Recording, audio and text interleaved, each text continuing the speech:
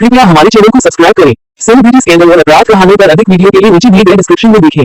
आप लोग वीडियो देखते हैं लेकिन सिर्फ दोस्तों को सब्सक्राइब नहीं करते यार। प्लीज मेरे चैनल को सब्सक्राइब करें और अपने भाई को सपोर्ट करें।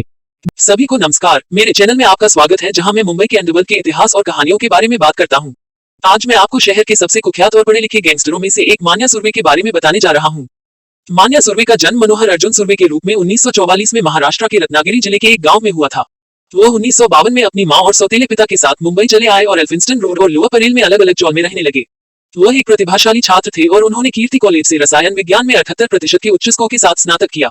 उनका प्रोफेसर बनने का सपना था, लेकिन भाग्य ने उनके लिए कुछ और ही सोच रखा था। 1969 में उन्हें उनके सौतेले भाई भार्गव दादा, जो आगर बाजार में एक खूंखार अपराधी था, द्वारा दांडेकर नाम के एक व्यक्ति की हत्या में झूठा फंसाया गया था। उन्हें उनके दोस्तों मान्या पोदकर और सुमेश देसाई के साथ पुलिस इंस्पेक्टर एस ने गिरफ्तार किया था। दाभोलकर को आजीवन कारावास की सजा सुनाई गई। उन्हें पुणे की यरवदा जेल भेज दिया गया, जहां उन्हें जेल व्यवस्था की क्रूरता और एक अन्य गैंगस्टर सुहास भटकर की प्रतिद्वंद्विता का सामना करना पड़ा। सुर्वे ने वापस लड़ने का फैसला किया और एक क्रूर और निडर अपराधी बन गया। भूख हड़ताल में भाग लेने और लगभग 20 किलो वजन कम करने के बाद वह 1979 में रत्नागिरी जेल से भाग गए। वह मुंबई लौट आया और अपने वफादार सहयोगियों के साथ अपना गिरोह बनाया।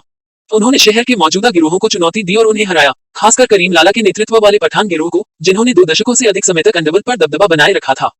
सुर्वे अपनी साहसिकता और रणनीतिक योजना के लिए जाने जाते थे। उन्होंने कई साहसी डकैतियां, हत्याएं, अपहरण, जबरन वसूली और मादक पदार्थों की तस्करी जैसे अभियानों को अंजाम दिया। उनका विद्या जोशी नाम की महिला से भी प्रेम संबंध था, जिसकी शादी एक पुलिस कांस्टेबल से हुई थी। सुर्वे निडर और करिश्माई था और जल्द ही जनता के बीच एक किंवदंती बन गया।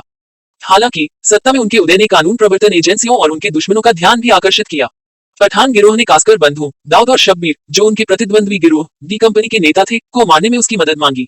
सुर्वे उनकी मदद करने के लिए तैयार हो गया और उसने अमीरजादा और आलमगीर के साथ मिलकर 1981 में प्रभादेवी के एक पेट्रोल पंप पर शब्बीर की गोली मारकर हत्या कर दी।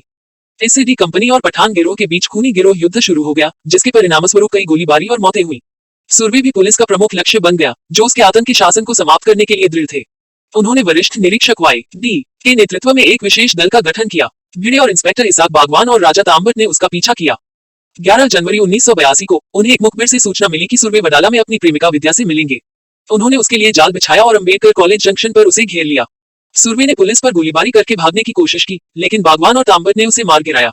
यह मुंबई की पहली मुठभेड़ हत्या थी, जिसने शहर के अंडरवर्ल्ड के इतिहास में एक नए युग की शुरुआत की। मान्या सुर्वे की जीवन कहानी दिलचस्प है, जिसमें दिखाया गया है कि कैसे एक साधारण गांव का लड़का मुंबई के सबसे खूंखार गैंगस्टरों में से एक बन गया। उनकी विरासत लोकप्रिय संस्कृति में जीवित है, क्योंकि उन्हें कई फिल्मों, किताबों और गीतों में चित्रित किया गया है। मुझे आशा है कि आपको यह वीडियो पसंद आया होगा और मान्या सुर्वे के बारे में कुछ नया सीखा होगा। यदि आपने ऐसा किया है, तो कृपया ऐसे और वीडियो के लिए मेरे चैनल को लाइक, शेयर और सब्सक्राइब करें। देखने के लिए धन्यवाद और अगली बार मिलेंगे।